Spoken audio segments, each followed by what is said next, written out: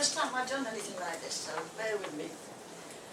I'm Glenda Williams, and I live in the Milk House. Can you hear me at the back? The two cottages in the High Street, opposite the hairdresser, which is the end, which was where the fire station was. The memorabilia I've got with me belonged to Thomas David Williams, my father-in-law, and his father. They were tenant farmers on the Rhuddlan estate and farmed the fields by the river.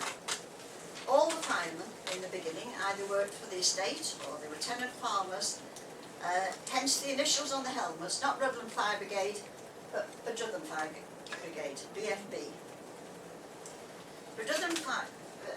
The silver helmet was Tide's and the brass one was Dad's and his brother's. Tide was in service for 38 years and Dad about 27 years. And Dad was treasurer and secretary. I persuaded Dad that he should write something about his experiences in the fire brigade, and so I'm going to read a version of the events that he's written. Before I do, I'll explain about the medals. They were competitions. They went from place to place, all over the place, Oswestry, Rhuddlan, Denbigh, everywhere, and they travelled all over North Wales. Competition was very keen. In Tide's frame there are first aid medals as well as, but Dad's is mostly fire service, and I think there are about 46 in each frame. And take some time to look at them. Some of those medals are quite intricate, little firemen on ladders and on the fire engines. You know, just take time to look at them.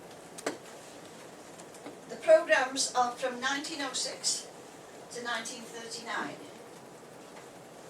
and these are the competitions. If you have a look, four-man drill, two-man drill, one-man drill, all sorts of things.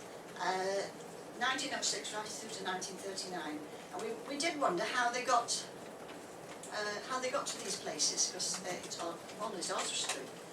But there's on the back page there's something about railways, so that was how they got around. I've put a poster up about the fundraising. They did quite a lot of fundraising. I don't know whether anyone remembers Rita Landy's choir. When I was young, it was the choir in Mill to be in, and I know I've got lots and lots of receipts at home with her. She did a lot of concerts for them. I'll read you Dad's account. It says, in the early 1900s, the only fire brigades were in the cities or the big towns. The original Rhuddlan Fire Brigade was formed on the Rhuddlan estate and called the Rhuddlan Fire Brigade, and BFB were the letters on the brass helmets. The Rhuddlan estate employed many men, and they were always available to work the manual pump. I'm going to name names because there's a few of you here got relatives. The names of a few of the first firemen were Edward Jones, Ben Jones, Conway Bell, T.J. Hughes and W.T. Jones. The foundry was now employing about 100 men, and they worked from 6 till 5:30. If special mouldings were used, they went back from 6 p.m. until 8 p.m. With many more men available, in 1988 the manual pump was transferred to the village at Rhuddlan. A building was specially built in the High Street with a tower for the bell to summon the men to a fire. Dad says the building is the post office, but it's the end hairdresser now.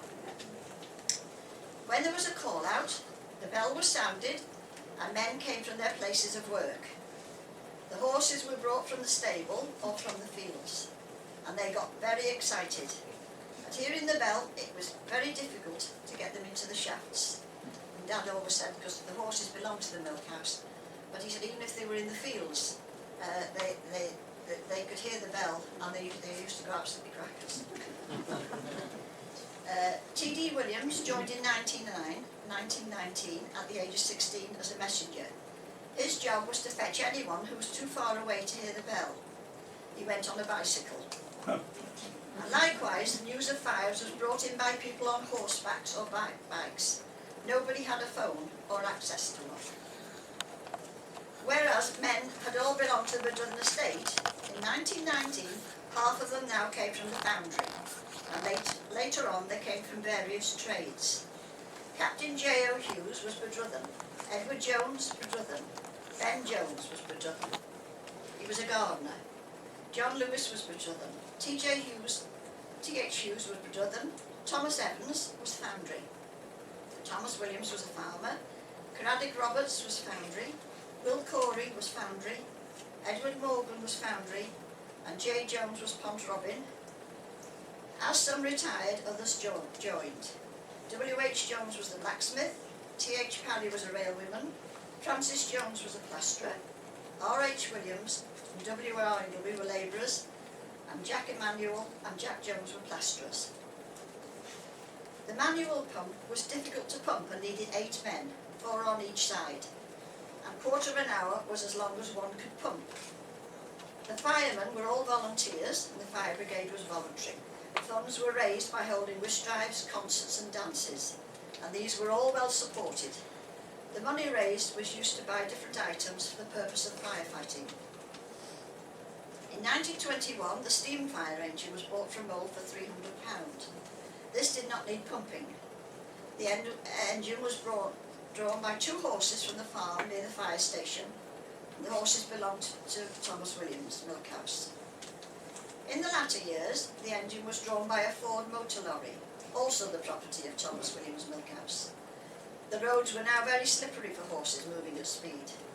The turnout with the horses was 10 minutes, and with the motor lorry, a fire in St Asaph was reached in 12 minutes from call-out. They didn't wait for all the men. If 4 or 5 came, they went and the others followed.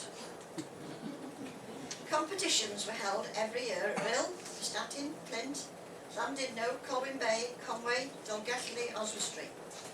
Everyone had stopwatches in case of favouritism, and rivalry was keen. A bit like footballers today, I think. Rhuddlan Fire Brigade practised their drill at Lowther College, and every Christmas were invited there for dinner.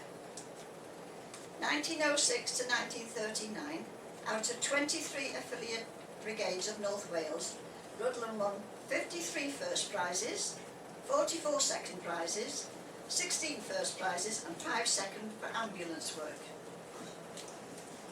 In 1938, a Buick car was bought and coach built to look like a fire engine. Also a trailer motor pump. Modernisation was on the way. The Rhuddlan Fire Brigade covered St Asaph, Cwm, Dysath and Bonwithan. And in 1937 to 38, the government decreed that the voluntary brigade should come under the district council control, and a retaining fee was paid to members of £2 a month. During the war, the station was manned night and day while bombs were dropping. In 1940, the brigade was taken over by the NFS, and 6 full-time firemen were appointed, and the rest were part-time. Out of the 6 full-time men, not one could drive, and they depended on William Williams, builder, and Thomas Williams, milk house, to take them out. At the end of the war, 1946-47, Rhuddlan Fire Station was closed. 1906 to 12, Mr. W. Conway Bell was the chief officer. 1913 to 1935, Mr. J. O. Hughes, and 1936 to 46, it was Mr. Tommy Evans, I think. The language spoken through the life of the Rhuddlan Fire Brigade was Welsh. In 1938, ambulance classes were held. Dr. Lloyd came from St Asaph to give lectures. He was very often 2 hours late. Nobody minded because he was such a gentleman, and his lectures were always interesting. On one occasion, he dropped to sleep halfway through a lecture, and he'd probably been up all night. There was a fire in the Queen's Hotel in Rhyl in 1908. It was a Sunday morning, and one of the firemen found his way into the cellars and got killed. He was sent home, very much the worse for wear, lying on the bottom of a pony trap. Vicar Vaughan was on his way home from church and looked into the trap and asked if the man was dead. The driver, getting a little bit hot under the collar and not being able to speak English very well, said, "No sir, not killed, wounded." At that point, the man in the trap came round and said some very choice words in Welsh.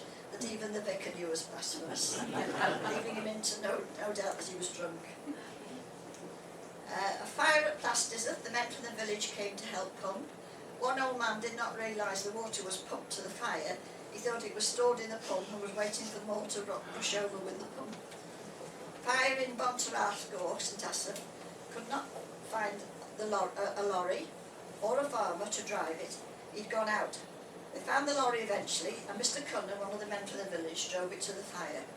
There were very few men at this time who could drive. A fire in Hendra Farm, big straw stack on fire one Saturday afternoon. One man, obviously been to spend his wages at the pub, was on top of the stack with it blazing all round him.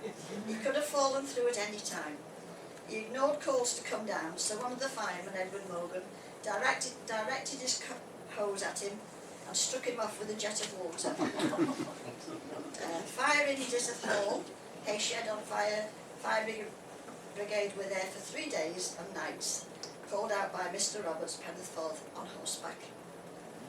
And that's it. There's lots of photographs well, these are, I think those were the first aid ones, some of the first aid ones, but there's a lot in here as well if I open it up.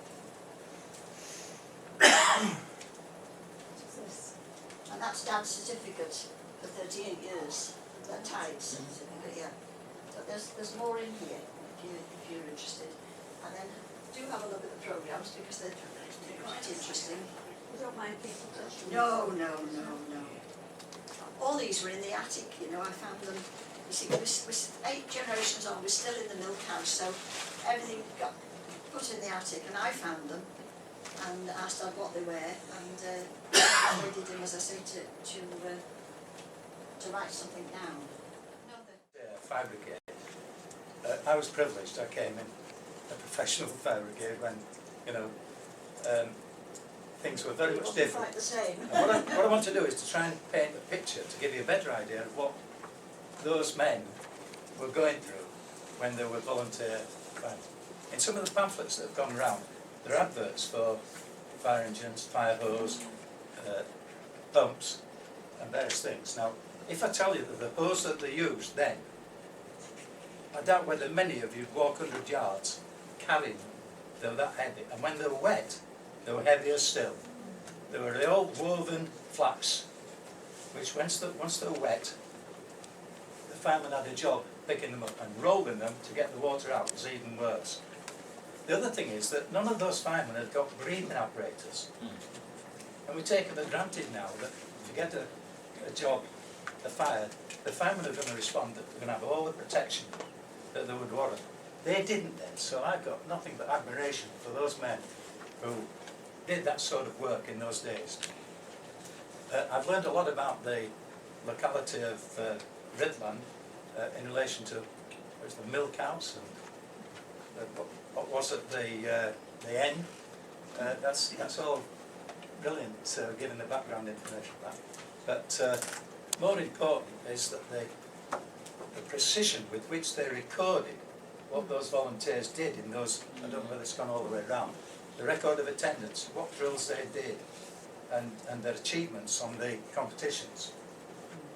I've been lucky enough to pick up some information about some of those competitions, and I got some photographs of Glenda know where they were doing the drills, things like that.